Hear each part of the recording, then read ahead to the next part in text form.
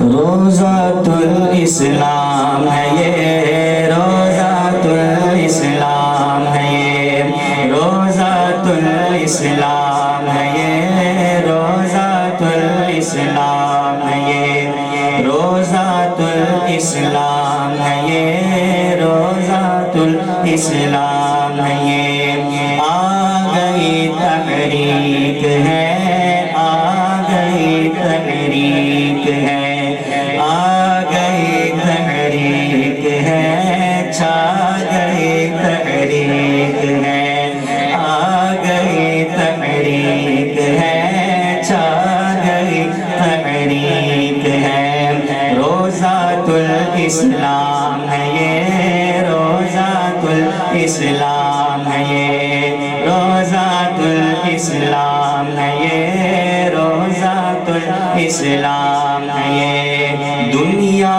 بھر میں جائیں گے، دنیا بھر میں جائیں گے، دنیا بھر میں جائیں گے، دنیا بھر میں جائیں گے، دین کو پھیلائیں گے، دنیا بھر میں جائیں گے، دین کو پھیلائیں گے، یہی تو اپنا کام ہے۔ روضۃ الاسلام ہے یہ، روضۃ الاسلام ہے یہ، روضۃ الاسلام ہے یہ، روضۃ الاسلام ہے یہ۔ مرشد کا فرمان ہے یہ، مرشد کا فرمان ہے یہ، اللہ کا انعام ہے یہ، مرشد کا فرمان ہے یہ، اللہ کا انعام ہے یہ، میرا گلستان ہے یہ، روضۃ الاسلام ہے یہ، روضۃ الاسلام ہے یہ، روضۃ الاسلام۔ الشیطان الرجیم، بسم اللہ الرحمن الرحیم۔ قال اللہ تبارک و تعالی فی القرآن المجید والفرقان الحمید، یا ایہا الذین آمنوا کتب علیکم الصیام کما کتب علی الذین من قبلکم لعلکم تتقون،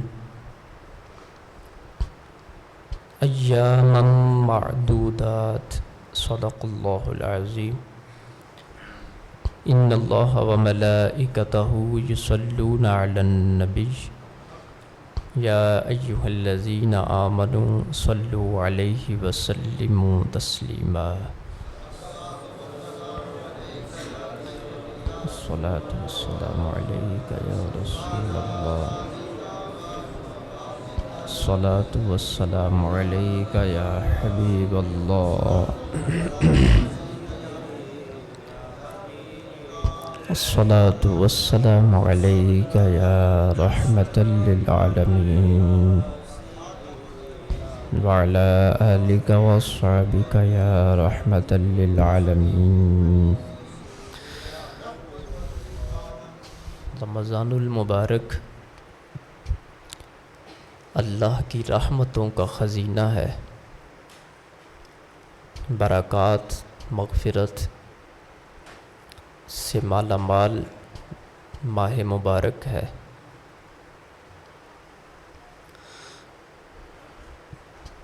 11 مہینے جسم کے ہوتے ہیں اور رمضان المبارک خالص روح کا مہینہ ہے۔ روح ایک کھیتی ہے جس کو جنت کے پانی سے سیراب کیا جاتا ہے۔ اس ماہ مبارک کے فضائل اپنی جگہ، اس کے آداب بھی ہیں اور اس کے حقوق بھی ہیں۔ اگر کسی شخص کو فضائل کا علم نہیں ہے تو یہ ضروری نہیں کہ وہ اس کی برکات اس کو نہ ملیں گی۔ آداب کا اور حقوق کا علم ہر شخص کو ہونا چاہیے۔ روزہ کے آداب کیا ہیں اور روزہ کے حقوق کیا ہیں۔ جب تک کوئی بندہ کسی شے کے حقوق ادا نہیں کرتا، اس کو اللہ تعالیٰ کی بارگاہ سے نہ نیکی ملے گی، نہ اللہ کا قرب حاصل ہوگا۔ آج کچھ مخلوط گفتگو کرنی ہے آپ کے سامنے۔ پہلے یہ دیکھنا ہے روزہ اللہ تعالیٰ نے ہم پر فرض کیوں کیا ہے۔ تو اس کا جواب آیت کے اندر بالکل واضح ہے، بالکل واضح ہے۔ لعلکم تتقون، اللہ تعالیٰ نے فرمایا روزہ اس لیے عطا کیا تاکہ تم پرہیزگار بن جاؤ، تمہیں پرہیز کرنے کی عادت پڑ جائے۔ کتنی سادہ بات ہے اور کتنی واضح بات ہے۔ پرہیز ہمیشہ اس چیز سے کروائی جاتی ہے جو بندے کے جسم کے لیے فائدہ مند نہ ہو۔ اس سے پرہیز تو نہیں کروائی جاتی کہ جو بندے کے جسم کے لیے فائدہ مند نہ ہو۔ ایک چیز بندے کے جسم کے لیے فائدہ مند ہے، کوئی بھی نہیں کہے گا اس سے پرہیز کرو۔ تو یہ پرہیزگاری کا لفظ بڑا سادہ سا لفظ استعمال فرما کر مفہوم سمجھانا مقصود ہے۔ یہ بات تو پتہ چل گئی کہ روزہ اس لیے رکھنا ہے تاکہ ہمیں پرہیز کرنے کی عادت حاصل ہو جائے، ہمیں تقویٰ مل جائے۔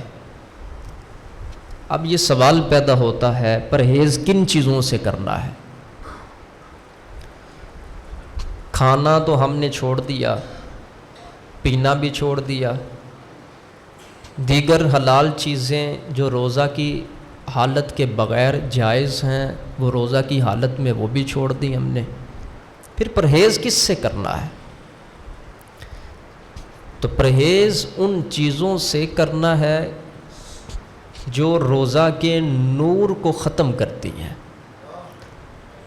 جو روزہ کی روشنی کو ختم کرتی ہیں، ان سے پرہیز کرنا ہے۔ یہ لائٹ چل رہی ہے، بلب، اس کو دیکھ کر مجھے ایک مثال یاد آئی۔ اگر کوئی بندہ اپنے کمرے کے اندر لائٹ جلاتا ہے، آن کرتا ہے، اور اس کے اوپر ایک موٹا سارا کپڑا بھی ڈال دیتا ہے، تو ظاہر ہے اس کی روشنی کمرے کو روشن تو نہیں کرے گی، اس کی روشنی چھپ گئی۔ لائٹ بھی چل رہی ہے، لائٹ موجود بھی ہے، مگر کمرے کے اندر روشنی پھر بھی موجود نہیں ہے۔ کیوں نہیں موجود؟ کیوں؟ اس وجہ سے کہ اس کے اوپر پردہ ہے۔ تو پتہ یہ چلا کہ روشنی اور نور اگر موجود بھی ہو اور پردہ ہو اوپر، تو روشنی پھر بھی کمرے کو روشن نہیں کرتی۔ بالکل یہی حال اس بندے کا ہے جو روزے کا نور حاصل کرنے کے لیے کوشش تو کرتا ہے مگر گناہ کا پردہ بھی اوپر رکھتا ہے۔ تو گناہ کا پردہ روزے کی روشنی دل تک نہیں پہنچنے دے گی۔ جب دل تک روشنی نہیں پہنچے گی تو دل بھی روشن نہیں ہوگا۔ ایک بڑا پیارا جملہ جو مجھے آج کے مطالعہ میں نظر آیا، ایک وقت تھا لوگ خوش نصیب اس بندے کو کہتے تھے جس نے اپنی زندگی کے اندر سب سے زیادہ دوسروں کی بنسبت رمضان المبارک کے روزے رکھے ہوں۔ اس کو لوگ کہتے تھے یہ کتنا خوش نصیب ہے، اس نے اپنی زندگی میں اتنے رمضان گزارے ہیں، اس کو خوش نصیب کہتے تھے۔ کس وجہ سے خوش نصیب کہتے تھے، وہ آپ کو بالکل بات واضح ہو گئی اس جملہ سے ہی۔ اور یہاں تک بھی میں نے پڑھا کہ بزرگان دین رمضان آنے سے 6 ماہ پہلے اس کے آنے کی دعائیں کرتے اللہ کی بارگاہ میں۔ 6 ماہ پہلے، اے اللہ ہمیں بخیریت رمضان المبارک عطا فرما۔ اور جب رمضان رخصت ہو جاتا تو 5 مہینوں تک رمضان المبارک میں کیے ہوئے اعمال کی قبولیت کی دعائیں کرتے۔ اے اللہ جو رمضان میں ہم نے اعمال کیے ان کو قبول فرما اور ان اعمال کا نور ہمیں عطا فرما۔ اس جملے سے کیا پتہ چلتا ہے؟ 11 مہینے اپنے آپ کو یاد رمضان میں گزارا کرتے تھے، 6 مہینے اس کی طلب کے اندر اور 5 مہینے اعمال رمضان کی قبولیت کی دعا کے اندر۔ اس سے کیا پتہ چلتا ہے کہ ان کو رمضان المبارک کی اہمیت، افادیت کا پورا علم تھا۔ اس وجہ سے وہ لوگ رمضان کو کسی نہ کسی انداز میں یاد رکھتے تھے۔ لیکن آج ہماری حالت کیا ہے اس کا اندازہ صرف ایک جملے سے لگایا جا سکتا ہے، اور وہ یہ ہے، شیطان کو ہو سکتا ہے اتنی خوشی نہ ہو رمضان جانے کے بعد چھوٹنے کی جتنی مسلمانوں کو پڑی ہوئی ہوتی ہے خوشی۔ حالت دیکھی نہیں آپ نے؟ دیکھی ہے نا؟ عید کی خوشی کو ایسے سیلیبریٹ کرتے ہیں اور عید کی خوشی کو ایسے مناتے ہیں جیسے ان کے اوپر زندگی کا سب سے بڑا فرض یہی خوشی ہے۔ ایسے عید کی خوشی ہوتی ہے۔ کبھی اللہ سے بھی پوچھا ہے کہ اے اللہ تو نے عید دی کن لوگوں کو ہے، کن لوگوں کے لیے عید رکھی ہے؟ خیر یہ میرا موضوع نہیں، یہ میں نے جزوی طور پر بس بیان کر دیا۔ تو روزے کا مقصد اللہ تعالیٰ نے جو بیان فرمایا، لعلکم تتقون، تاکہ تمہیں پرہیز کی عادت بن جائے، تم پرہیزگار بن جاؤ۔ ایک شخص نیکیاں کرتا ہے، صرف نیکیاں کرتا ہے، آپ کیا اس کو پرہیزگار کہیں گے؟ وہ تو نیکی کر رہا ہے، اور پرہیز کا مطلب بچنا ہوتا ہے، کرنا نہیں ہوتا۔ ایک شے سے بچنے کا نام پرہیز ہے۔ تو جب تک بندہ نیکی کرتا رہے اور اس کے ساتھ گناہ بھی کرتا رہے، وہ متقی نہیں ہو سکتا، وہ پرہیزگار نہیں ہو سکتا، چونکہ پرہیز کا معنی ہی بچنا ہے۔ اس نے اپنی بچت تو کی نہیں، تو نیکیوں پہ زور لگایا ہوا ہے اس نے، قرآن کی تلاوت بھی کرتا ہے، روزہ بھی رکھ رہا ہے، کھانا بھی چھوڑ دیا، پینا بھی چھوڑ دیا، نمازیں پوری 5 پڑھتا ہے، جماعت کے ساتھ پڑھتا ہے، مگر پرہیز کا جب وقت آیا تو پرہیز نہیں کرتا۔ پہلے 10-15 جھوٹ دن میں عام معمول تھا بولنے کا، اب رمضان کا احترام کرتے ہوئے 3-4 پھر بھی بول لیتا ہے، تو پرہیز ہوا؟ پھر بولیے، نہیں ہوا۔ کان پہلے بھی غیبت سنتا ہے، کان اب بھی غیبت سن رہا ہے، پرہیز ہوا؟ پھر پرہیز تو نہیں ہوا۔ تو اسی انداز کے اندر فضول گوئی پہلے بھی کرتا ہے اور فضول گوئی اب بھی کر رہا ہے، تو پرہیز ہوا؟ پھر تو پرہیز جس چیز کا نام ہے وہ ان چیزوں سے بچنا ہے جو ہمارے جسم اور روح کو نقصان دیتی ہیں، ان سے بچنے کا نام پرہیز ہے۔ تو جب تک پرہیز نہیں ہوگا تقویٰ نہیں ملے گا۔ ایک بندہ حرم کے اندر 1,00,000 نیکیاں کرتا ہے مگر ساتھ گناہ بھی کر دیتا ہے، تو کیا کہیں گے؟ یہ متقی ہے، اس کو پرہیزگار کہیں گے آپ؟ کبھی بھی نہیں کہیں گے آپ۔ کس وجہ سے؟ کہ اگر 1,00,000 نیکی کی ہے تو ایک گناہ بھی 1,00,000 تک شمار کیا جاتا ہے۔ تو متقی ہونے کے لیے سب سے پہلی چیز یہ ہے کہ اللہ کی نافرمانیوں سے بچا جائے. پرہیزگار ہونے کے لیے سب سے اول چیز یہ ہے کہ انسان ان کاموں کو چھوڑے جس سے اللہ اور اللہ کے محبوب ناراض ہوتے ہیں. تو اب تک زندگی کا جائزہ لیں، پھر 1 منٹ کے اندر جائزہ لے سکتے ہیں ہم. جس بندے کی زندگی 50 سال ہے، پہلے 14 یا 15 سال چھوڑ کر 35 سال اس کی زندگی ہے، 35 سال سے اس بندے پر روزے فرض ہیں اور 35 سال اس نے رمضان گزارے ہیں. اگر اپنی ایک ایک خطا بھی نکالتا ہوتا نا رمضان میں تو 35 خطائیں نکل جاتے، 35 اس کی بری عادتیں چھوٹ جاتی. مگر حال تو یہ ہے کہ جیسے عمر بڑھ رہی ہے ساتھ ساتھ خطائیں بھی بڑھ رہی ہیں، ساتھ ساتھ غلطیاں بھی بڑھ رہی ہیں. تو لعلکم تتقون کا کیا پھر معنی ہے؟ تقوی کا پھر کیا معنی ہے؟ پھر کس چیز سے ہم نے پرہیز کیا؟ ہم نے روزہ یہ سمجھا کہ 14-15 گھنٹے بھوک میں رہنا ہے اور پیاس میں رہنا ہے، اس کا نام روزہ ہے. کتنی غلط بات ہے صرف روزہ کو اس مفہوم تک بند رکھنا اور سمجھنا. حضور نبی اکرم صلی اللہ علیہ وآلہ وسلم نے ارشاد فرمایا، کچھ وہ لوگ ہیں جن کو صرف بھوک اور پیاس کی ملتی ہے اور کچھ نہیں ملتا.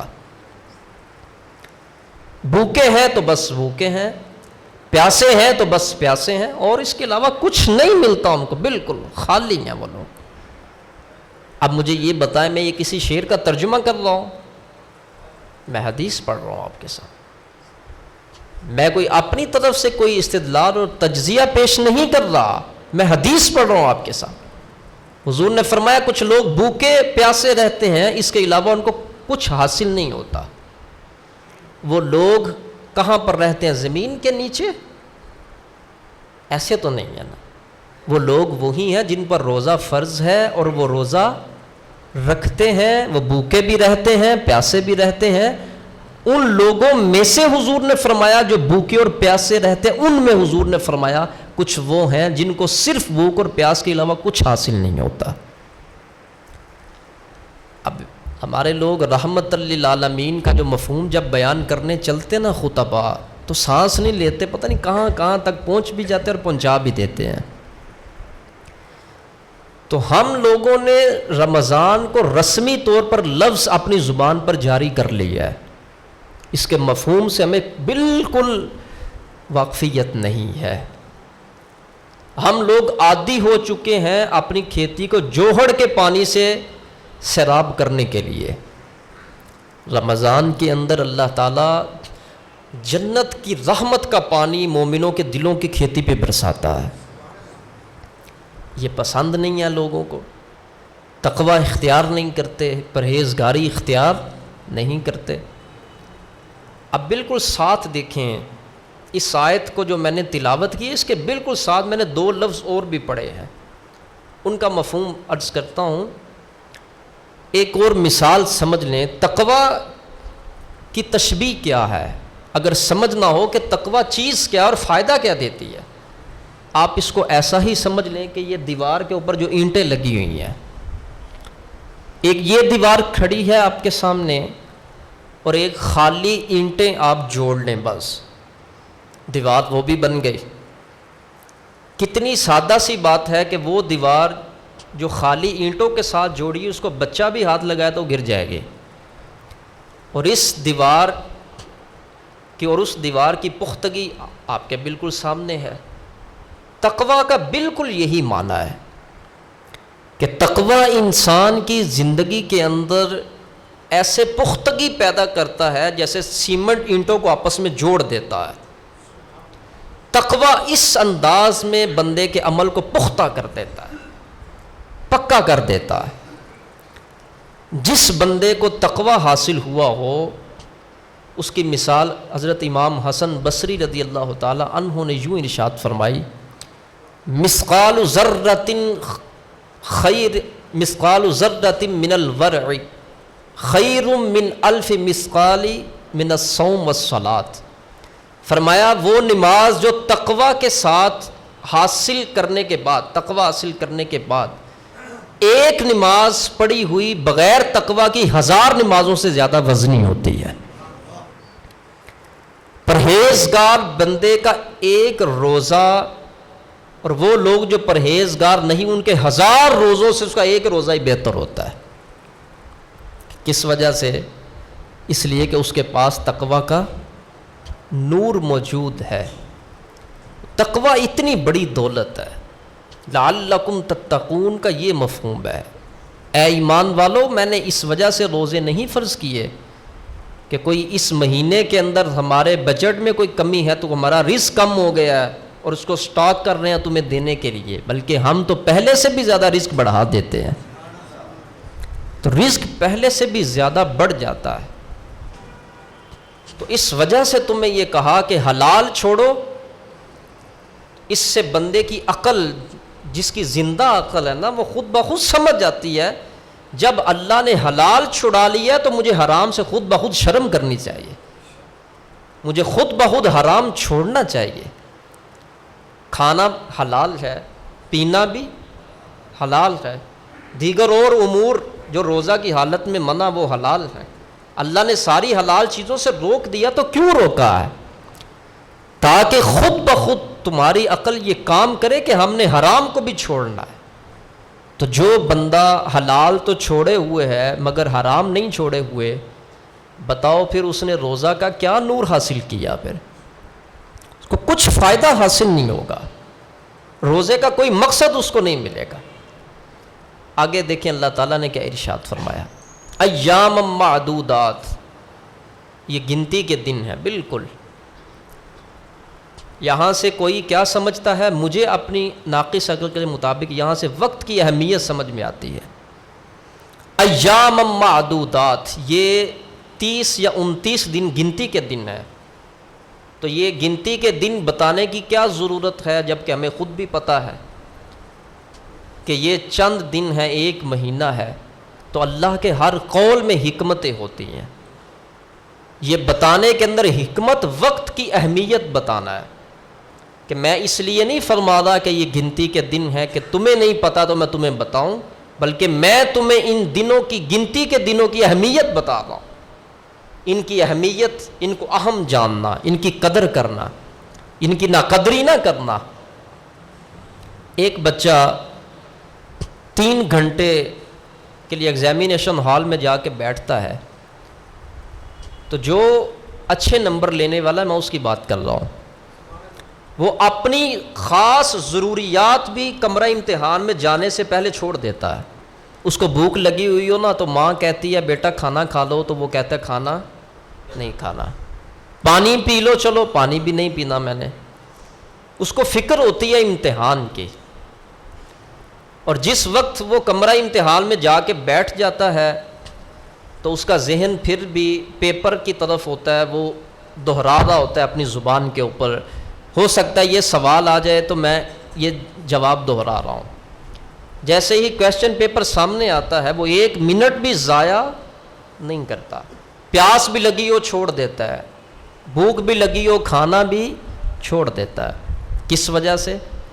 اس کو ان 3 گھنٹوں کی بڑی اہمیت ہے، وہ سمجھتا ہے یہ 3 گھنٹے میری زندگی کے اندر بہت بڑی تبدیلی لانے والے ہیں۔ اگر میں نے اس کے اندر سے 1 منٹ بھی ضائع کر دیا نا، 3 گھنٹوں کے اندر 1 منٹ بھی ضائع کر دیا اور چند کلمے لکھنے میں نے چھوڑ دیے تو میری زندگی کے اندر وہ تبدیلی نہیں آئے گی۔ تو بھوک بھی چھوڑ دی، پیاس بھی برداشت کی اس نے۔ کس وجہ سے؟ وقت کی اہمیت کی وجہ سے۔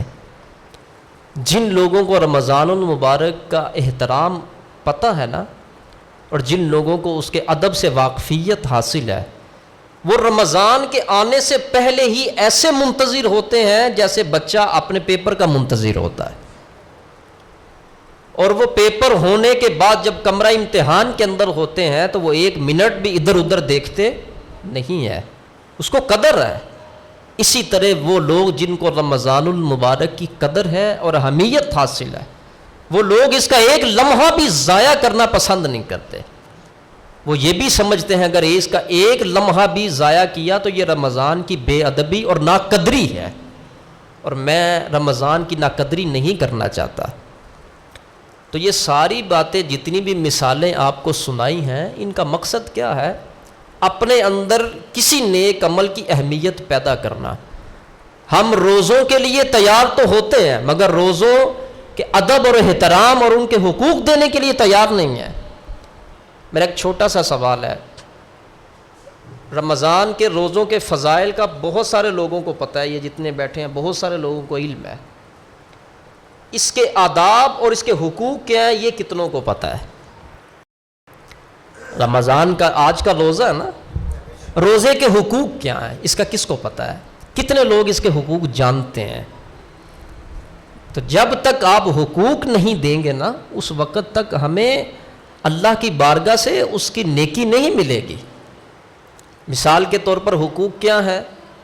روزے کا سب سے پہلا حق یہ ہے کہ اللہ تعالیٰ نے حلال چیزوں کو بند کیا تو ہم اللہ کی ناراضگی والی ساری چیزیں چھوڑ دیں. یہ روزے کا حق ہے، یہ ہمیں چھوڑنا ہوگا. اپنی زبان کا استعمال ٹھیک کرنا ہوگا، یہ روزے کا حق ہے. اپنے کان کا استعمال ٹھیک کرنا ہوگا، یہ روزے کا حق ہے. اپنی آنکھ کا استعمال ٹھیک کرنا ہے، یہ روزے کا حق ہے. اپنا وقت ضائع نہیں کرنا، یہ بھی روزے کا حق ہے. نمازیں پوری 5 پڑھنی ہے، یہ بھی روزے کا حق ہے. تراویح کی نماز ہر روز 20 رکعت پڑھنی، یہ بھی روزے کا حق ہے. تلاوت قرآن بھی کرنی ہے، یہ بھی روزے کا حق ہے. جھوٹ نہیں بولنا، یہ بھی روزے کا حق ہے. تو یہ تمام روزے کے حقوق جب تک ادا نہیں کریں گے، یہ بات ذہن سے نکال دینی چاہیے کہ ہمیں پھر وہ روزے کی وہ اہمیت ہمیں حاصل ہو اور روزے کی وہ قدر اور روزے کا وہ انعام ہمیں حاصل ہو جو حضور نے بیان فرمایا. ہم کتنے خوش ہوتے ہیں افطاری کے وقت. افطاری کے وقت بہت سارے لوگ خوش ہو رہے ہوتے ہیں مگر کچھ لوگ وہ ہوتے ہیں جن کے غم کی وجہ سے آنسو نکل رہے ہوتے ہیں. ان کے غم کی وجہ سے آنسو کس وجہ سے نکل رہے ہوتے ہیں؟ غم اس بات کا ہوتا ہے اللہ مزدوری تو میں نے کی ہے اپنی طاقت کے مطابق، بس اس کو قبول فرما لینا. اس چیز کا غم ہوتا ہے ان کو. تو کیفیت مختلف ہے نا پھر انسانوں کی. تو کیفیت مختلف تو اجر بھی مختلف، انداز مختلف تو اللہ کی بارگاہ سے انعام بھی مختلف. 2 عورتیں حضور کی بارگاہ میں آئیں تو میرے آقا نے فرمایا روزے سے ہو؟ انہوں نے کہا ہاں. حضور نے فرمایا تم نے تو روزہ افطار کر لیا. کہا نہیں، ہم نے کچھ کھایا اور پیا تو نہیں ہے. حضور نے فرمایا تم نے روزہ افطار کر لیا ہے. اب دیکھیں دہن اقدس سے نکلے ہوئے کلمات کتنے بلند مفہوم کے حامل ہیں. وہ عام عورتیں نہ سمجھ سکیں. انہوں نے یہ سمجھا کہ روزہ توڑنے کا مطلب ہوتا ہے کھانا پینا صرف. لیکن حضور علیہ السلام تو روزے کی روحانیت کے بارے میں فرما رہے تھے. فرمایا تم نے غیبت نہیں کی کیا؟ تم نے برائی نہیں کی، پیٹھ کے پیچھے دوسری عورتوں کی برائی کی ہے نا؟ کہا ہاں. تو فرمایا اللہ کا قرآن کے اندر فیصلہ ہے جو مرد یا عورت غیبت کرتا ہے وہ اپنے مردہ بھائی کا گوشت کھاتا ہے. تو جب تم نے کھا لیا تو روزہ ٹوٹ گیا نا. پھر تو جب روزہ ٹوٹ گیا تو روزہ افطار ہو گیا. اب یہاں تک تو بات تھی روحانیت کی، اور اس روح کو حضور نے اپنے اختیار سے ظاہر میں تبدیل فرما دیا. پھر میرے آقا نے فرمایا ابھی باہر اپنے منہ کے اندر سے تھوک باہر نکالو. جب نکالی تو اس کے اندر خون موجود تھا. فرمایا یہ اس حرام گوشت کھانے کی دلیل ہے. اس سے کیا پتہ چلتا ہے؟ میرے آقا کریم علیہ الصلوۃ والسلام شارع بن کے آئے ہیں. حضور کا ایک ایک کلمہ اور ایک ایک لفظ حکمت پر مبنی ہے. تو صرف کھانا اور پینا یہ روزے کو نہیں توڑتا. غیبت کی انسان نے تو گویا کہ اس نے روح کو توڑ دیا روزے کی. جھوٹ بولا تو روزے کی روح کو توڑ دیا. وعدہ خلافی کی تو روزے کی روح کو توڑ دیا. نماز چھوڑی تو روزے کی روح کو توڑ دیا. تو یہ روزے کی روح کو توڑنے کی طرف حضور نے ارشاد فرمایا کہ تم تو کھا ہی ہو، غیبت کر آئی ہو اور تمہارے تو منہ کے اندر سے خون ہے اور بدبو آ رہی ہے، تو جو بندہ جتنا نیک ہوتا ہے نا اس کو گناہوں کی اتنی زیادہ بدبو آتی ہے۔ گناہ اتنی بری چیز ہے، اتنی بری چیز ہے، اس کے باوجود ہمیں اس کی بدبو کیوں نہیں آتی؟ حدیث کے اندر حضور نے ارشاد فرمایا جب بندہ جھوٹ بولتا ہے تو رحمت کا فرشتہ 1 میل تک اس سے پیچھے چلے جاتا ہے۔ تو جب رحمت کا فرشتہ ہی پیچھے چلا گیا تو رحمت پھر پاس رہے گی؟ رحمت بھی اس کے ساتھ ہی جائے گی۔ تو یہ بھی ارشاد فرمایا کہ رحمت کا فرشتہ جاتا کیوں ہے پیچھے؟ فرمایا اس لیے کہ جھوٹ بولنے والے بندے کے منہ سے بدبو نکلتی ہے۔ اب مجھے آپ بتائیں، ایک بندے نے ٹوتھ پیسٹ بھی بڑی اچھی کی ہوئی ہے اور فریشنس یوز کرتا ہے کوئی دانتوں کے لیے اور منہ کے اندر سے سمیل نہ آئے، مگر وہ جھوٹا بندہ ہے، جھوٹ بولتا ہے، اس کے منہ سے آپ کو اور ہمیں ہو سکتا ہے بدبو نہ آئے، لیکن حضور نے فرمایا جھوٹ بولنے والا بندہ جیسے ہی جھوٹ بولتا ہے اس کے اندر سے بدبو نکلتی ہے۔ اب اس کا تعلق کیا جسم کے ساتھ ہے؟ اس کا تعلق ان لوگوں کے ساتھ ہے جن کے ناک کے روحانی مسام زندہ ہیں۔ جن لوگوں کے ناک کے روح کے مسام زندہ ہیں ان کو گناہ سے بدبو آتی ہے، اور ان کو ایسے گناہ سے بدبو آتی ہے جیسے مردار، گندا باہر مردار پڑا ہوا نا، مرا ہوا ہو، تو جس بندے کا ناک ٹھیک ہے نا وہ فوراً رومال اوپر رکھ لیتا ہے کہ مردار سے اس کو کیا آ رہی ہے؟ بدبو آ رہی ہے۔ اور ایک بندے کا ناک ہی بند ہو، اس کو مردار کے سر پہ کھڑا کر دو، اس کو کیا پتہ چلے گا؟ ایسے ہی 2 قسمیں جیسے جسم کے اندر ہیں ایسی 2 قسمیں روح کے اندر بھی ہیں۔ جن لوگوں کے جسم کا ناک بیدار ہے ان کو سمیل فٹافٹ آ جاتی ہے، ایسے ہی وہ لوگ جن کی روح زندہ ہوتی ہے ان کو گناہ کی بدبو ایسے آتی ہے، اس وجہ سے وہ گناہ والے ماحول میں بیٹھ نہیں سکتے، اس وجہ سے وہ جہاں پر نحوست ہو اس ماحول میں بیٹھ نہیں سکتے۔ ہمارے لوگ بعض کہتے ہیں یہ بندہ بڑا متکبر ہے۔ متکبر کو کیا کہنا، اس بندے سے پوچھو نا کہ کس وجہ سے نہیں بیٹھ رہا۔ جہاں نحوست ہوتی ہے نا وہاں پر وہ لوگ جن کے قلب زندہ ہوتے ہیں، جن کے سینے روشن اور منور ہوتے ہیں، ان کو بدبو اور سمیل آتی ہے، اس وجہ سے وہ لوگ اس محفل میں بیٹھ نہیں سکتے۔ اور یہ حضور علیہ الصلوۃ والسلام کی واضح احادیث کا میں نچوڑ بیان کر رہا ہوں۔ ایام معدودات، گنتی کے چند دن ہیں اللہ تعالیٰ نے فرمایا، تو گویا کہ یہاں سے وقت کی قدر بیان کر دی کہ وقت کی ناقدری نہ کرنا، یہ بہت تھوڑے سے دن ہیں، اور اس کا نتیجہ دیکھو کتنا بڑا ہے۔ الصوم لی وانا اجزا بہ، اور اس کا ایک عبارت پڑھنے کا انداز یہ ہے الصوم لی وانا اجزی بہ، روزہ تم میرے لیے رکھتے ہو، اس کی جزا بھی میں خود خدا تمہیں عطا فرماؤں گا۔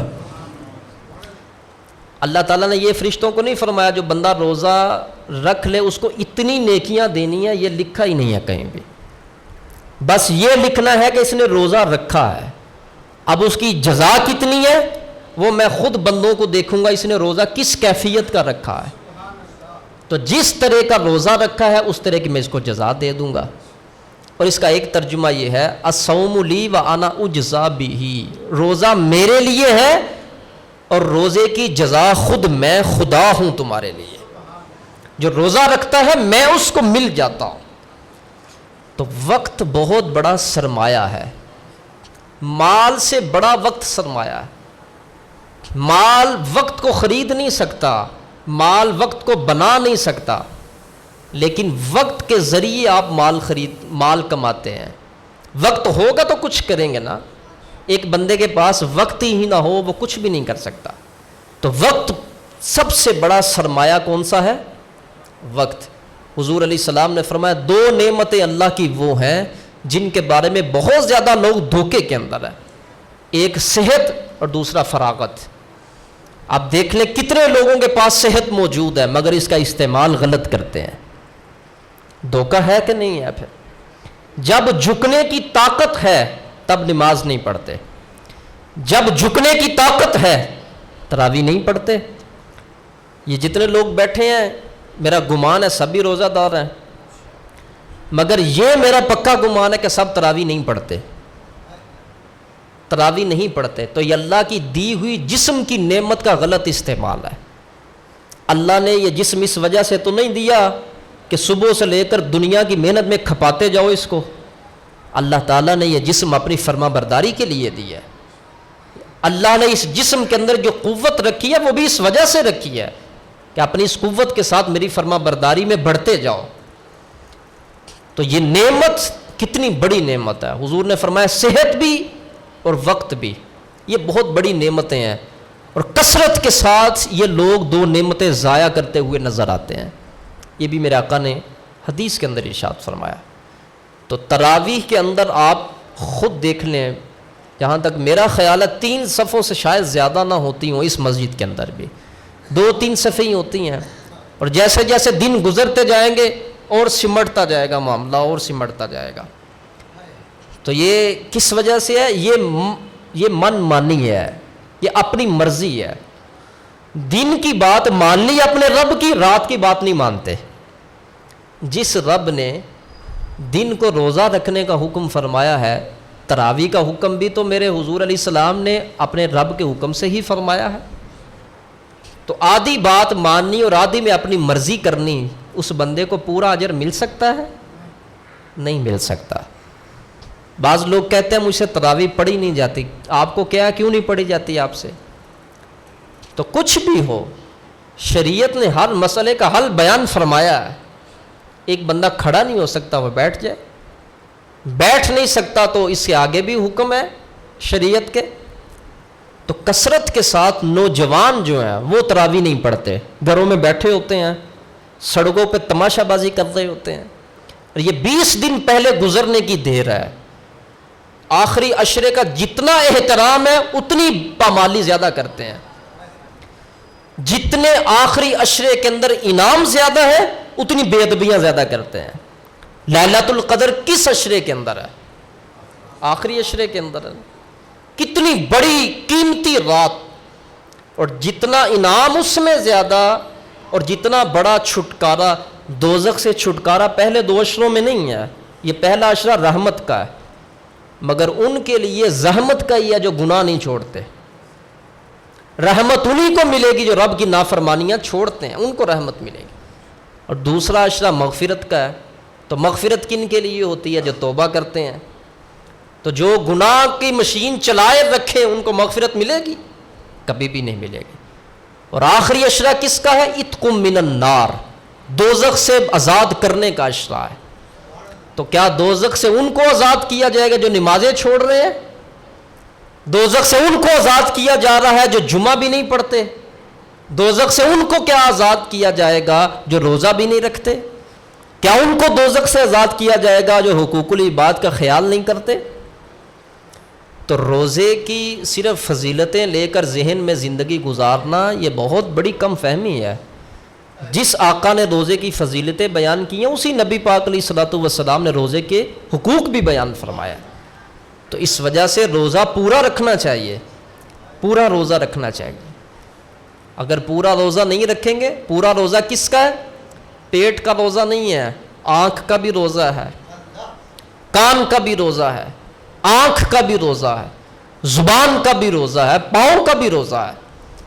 اس کی مثال ایسے ہی سمجھ لیں، آپ کی کوٹھی ہو تو 5 کمرے ہیں اگر اس کے اندر، تو اتنی مہنگی آپ نے کوٹھی بنائی، اور جس وقت کسی بندے کو دکھانے کے لیے آپ لے کر آئے تو آپ نے کہا یہ کوٹھی تو میں نے بنائی ہے، دیکھو ٹائل کتنی خوبصورت ہے، پتھر دیکھو کتنا خوبصورت ہے. وہ کہے لائٹ تو آن کرو، لائٹ نہیں میں نے لگوائی. اس نے کہنا یہ کتنا دیکھو جاہل بندہ ہے، اتنا پیسہ لگا لیا اس نے لائٹ نہیں لگائی.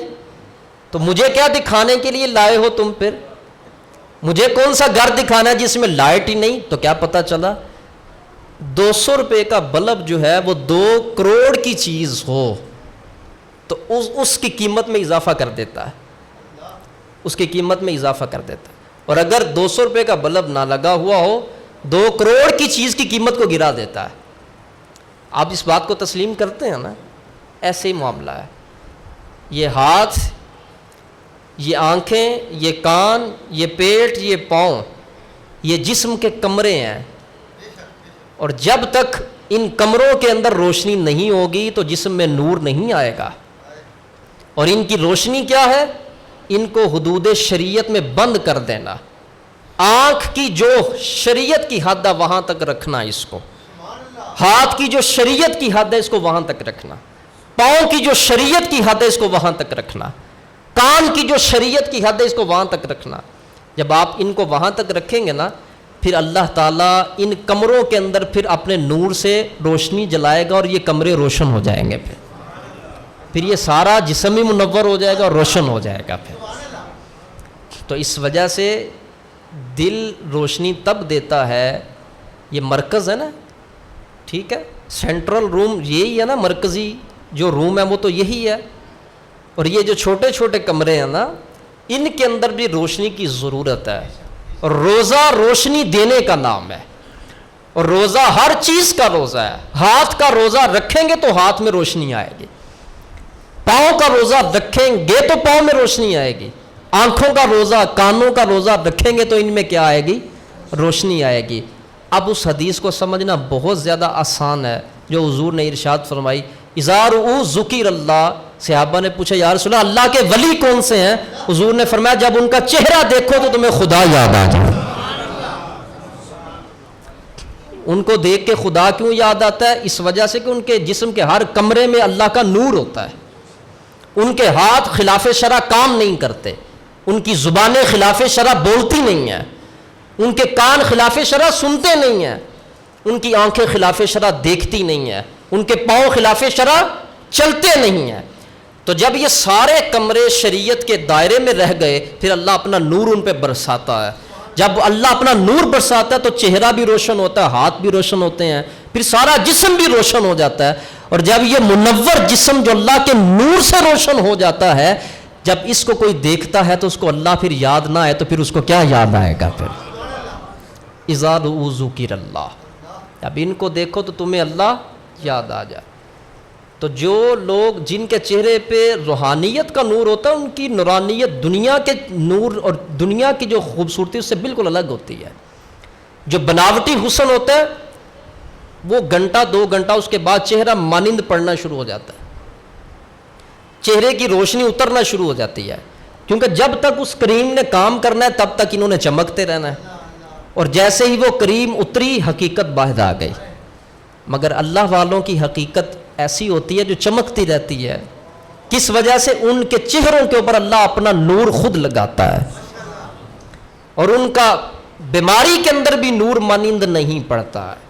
چہرہ خوبصورت ہوتا جاتا ہے, روشن ہوتا جاتا ہے, پیارا ہوتا جاتا ہے, چہرے کو دیکھ کے تسکین ملتی ہے, آنکھیں ٹھہر جاتی ہیں, اور ٹھہر کے آنکھیں اپنی غذا لیتی ہیں اور سکون ملتا ہے ان کو. یہی تو چہرے کی تازگی ہوتی ہے.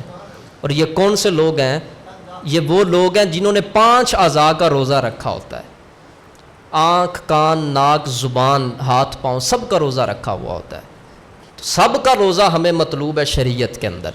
جب تک ان سب کا روزہ نہیں ہوگا اس وقت تک ہمیں اللہ کی بارگاہ سے نور حاصل نہیں ہوگا. یہ کسی شعر کا ترجمہ میں نہیں کر رہا اگر کوئی بندہ ناراض ہو, یہ میں کسی فقیر کی عبارت پڑھ کے ترجمہ نہیں کر رہا, میں حدیث بیان کر رہا ہوں. حضور نے فرمایا بہت سارے لوگ ایسے بھی ہوں گے جن کو بھوک اور پیاس کے علاوہ کچھ نہیں ملتا. اگر میں کرتا تو آپ ناراض ہوتے. تو بہت سارے وہ لوگ کون سے لوگ ہیں؟ وہ وہی لوگ ہیں جو روزہ رکھتے ہیں. جو نہیں رکھتے ان کی تو وعید ہی بڑی سخت ہے. جو رکھتے ہیں ان میں تفریق حضور نے بیان فرمائی. رکھنے والوں میں بھی بڑے سارے ایسے لوگ ہیں جو بھوکے اور پیاسے ہی رہتے ہیں. تو کتنی بڑی جہالت اور نادانی اور ظلم اپنے ساتھ ہے, اپنے ساتھ ہے. بھوکے بھی رہے, پیاسے بھی رہے, سب کچھ چھوڑا اور ہاتھ بھی کچھ نہ آیا. اور یہ کس وجہ سے ہاتھ نہیں آ رہا؟ اس وجہ سے کہ ہم نے حدیث کی مخالفت کی, ہم نے حضور علیہ السلام کے فرمان کی کیا کی؟ عملی مخالفت کی, عملی طور پر مخالفت کی. یہ گنتی کے چند دن ہیں, آج 3را روزہ ہے, 26 دن تو یقینی باس ہیں ہمارے. اللہ کرے ہمیں 27 دن مل جائے, 27 دن ہمیں مل جائے. تو 26 دن تو یقینی باقی ہے ہمارے پاس.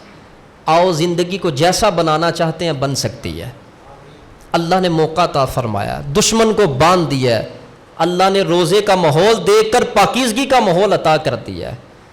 تو رمضان المبارک اپنی مرضی کے ساتھ نیک بننے والا مہینہ ہے. جو بندہ اپنی مرضی کے ساتھ جو مقام چاہے اس کے لیے محنت کرے اللہ عطا فرما دیتا ہے. تو یہ ظلمت میں اور غفلت میں نہ گزارے, سستی میں نہ گزارے. جو بندہ رمضان کی ناقدری اور بے ادبی کرے گا اس کے لیے بہت سخت عذاب ہے, بہت سخت اس کے لیے عذاب ہے. اللہ تعالیٰ ناقدری سے بھی محفوظ فرمائے, بے ادبی سے بھی محفوظ فرمائے. جیسے ابھی آپ نے جمعۃ المبارک میں مسجد کی رونق کو بحال کیا, تراویح کے اندر بھی ایسے ہی آیا کریں, 20 تراویح بھی آ کر پڑھا کریں. دیکھنا پھر جسم کی مرضیں کیسے باہر نکلتی ہیں. روح اندر سے بیمار ہے نا, اس لیے جسم تھکا ہوا ہے. اور وہ لوگ جن کی روح تندرست ہے نا, ان کے جسم میں بیماری بھی ہو تو وہ بڑے توانا ہوتے ہیں, چست ہوتے ہیں. تو اس وجہ سے 20 تراویح نہیں پڑھی جاتی, بوڑھوں سے پڑھی جاتی ہیں, جوانوں سے نہیں پڑھی جاتی. کس وجہ سے؟ ان کی روح نہیں زندہ ہے, اس لیے ان کا جسم تھک جاتا ہے. 8 تراویح پڑھتے ہیں, 4 پڑھتے ہیں, وہ بھاگ رہے ہوتے ہیں کیونکہ جسم میں طاقت ہے. اگر بوڑھے کو کوئی اتنا وزن اٹھاؤ تو بوڑھا نہیں اٹھا سکے گا, یہ اٹھا لے گا. مگر بوڑھا 20 تراویح پڑھ رہا ہے, اس سے پڑھی نہیں جا رہی. کس وجہ سے؟ اس کی روح میں طاقت ہے, اس کی روح میں طاقت نہیں ہے. اس وجہ سے ایسا ہے. دشواری کب تراویح ختم ہو, دشواری اور تیزی طبیعت کے اندر, کب روزے کا وقت ختم ہو. تو یہ چیک کرنے کا بھی مہینہ ہے اپنے آپ کو. نیکی کی طرف کتنا کو میں جاتا ہوں, اپنے آپ کو خود چیک کر لیں, اور برائی سے کتنا بچتا ہوں اپنے آپ کو خود چیک کر لیں. اللہ تعالیٰ میں روزہ کی افادیت نصیب فرمائے, تقوی کا نور عطا فرمائے. وما علینا الا البلاغ المبین.